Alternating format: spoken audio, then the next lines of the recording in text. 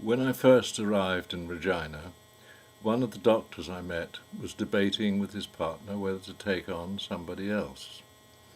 After a couple of months in Swift Current, he phoned and asked if I would like to join them.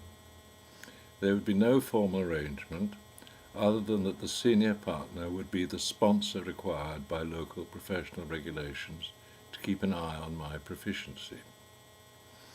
I would also pay the practice 10% of my earnings, and the office staff would book patients and collect my fees.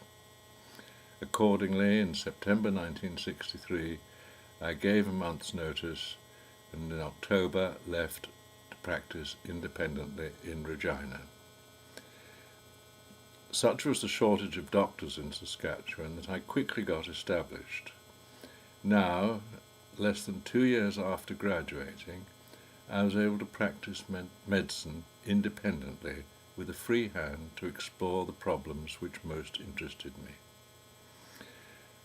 The following May, I attended a postgraduate course on hypnosis in Banff, Alberta. It had been organized by Dr. Milton Erickson and the American Society of Clinical Hypnosis. Doctors and dentists from all over North America attended. Talks were illustrated by demonstrations. Perhaps the most dramatic was the removal of a broken tooth. It would normally have required a general anesthetic, but under hypnosis, not only was the root taken out painlessly, but bleeding was controlled so that just enough blood flowed into the socket. They asked for volunteers for other demonstrations. I plucked up courage and allowed myself to be hypnotized. I was thus able to experience for myself the subjective sensation, just as one can experience the subjective effect of a psychotropic drug by taking a therapeutic dose. We had that afternoon free, and having spent some of my newfound wealth on an expensive camera, I took the gondola lift to the top of Sulphur Mountain to take snaps of the Rockies. My feeling in the post-hypnotic state was one of great calm and self-confidence. It was similar to having taken a Purple Heart or Drinamil tablet, a mixture of amphetamine and barbiturate, but without feeling drugged in any way. I was able to make this comparison because it had been part of my father's teaching. One day, when I was about 17, he'd come in to lunch and tossed a bubble pack containing 20 Purple Heart-shaped tablets across the table. He said that a sales representative had just given them to him and that I might find them interesting. They were Drinamil tablets, which were to become well known as the infamous Purple Hearts. They became so highly prized amongst teenagers in the 60s that they were eventually taken off the market. I recognized them as powerful drugs, to be taken only when necessary, and 20 tablets lasted for years.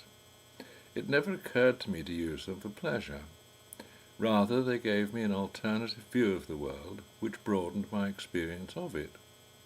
Such discipline was to set me in good stead for future investigations into the properties of psychoactive substances. One of the first things I had done on moving to Regina was to rent a one-bedroom flat and furnish it. Again, the bank was most helpful. The flat was immediately above that of the caretaker and her husband. She was an ex-model and a lively character. Often she hosted amusing and impromptu social gatherings to which I would be invited. It so happened that 3 disc jockeys also lived in the same block. One of them and his girlfriend were part of the circle. Sometimes when he was working, he would play records for us. The caretaker's wife was known as Pussycat, and I was Kildare.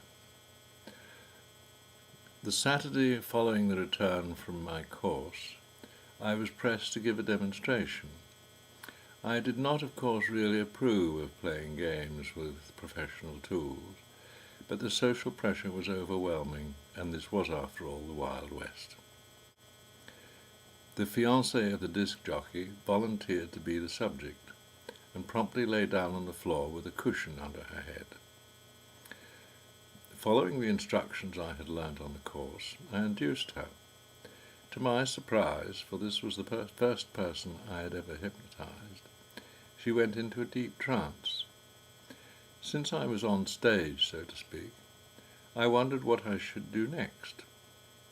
I decided on a post-hypnotic suggestion for reinduction. This means that you suggest to the patient that when you perform a certain maneuver, touch the forehead and tell the patient to relax, for example, they automatically go into a trance. This property can then be used on future occasions so that the full induction formality need only be performed once. Naturally, my audience wanted more, so I demonstrated the control of bleeding. I re-hypnotized the girl using the post-hypnotic suggestion.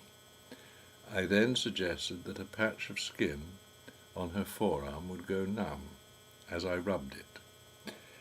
I asked Pussycat for a pin and sterilized it in a flame from my lighter. With the anesthetized patch pinched up, I pushed the pin through so that it came out the other side.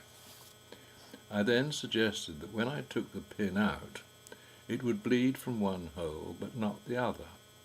Sure enough, the girl felt no pain, one hole bled and the other didn't. Naturally, there were gasps all round. I then woke her, giving her the usual suggestions that she would feel relaxed and self-confident. Needless to say, I was boggled by the power of hypnosis and the ease with which it could be induced. This precise control of bleeding also indicated the intimate relationship between mind and body and how mere words could affect physical processes.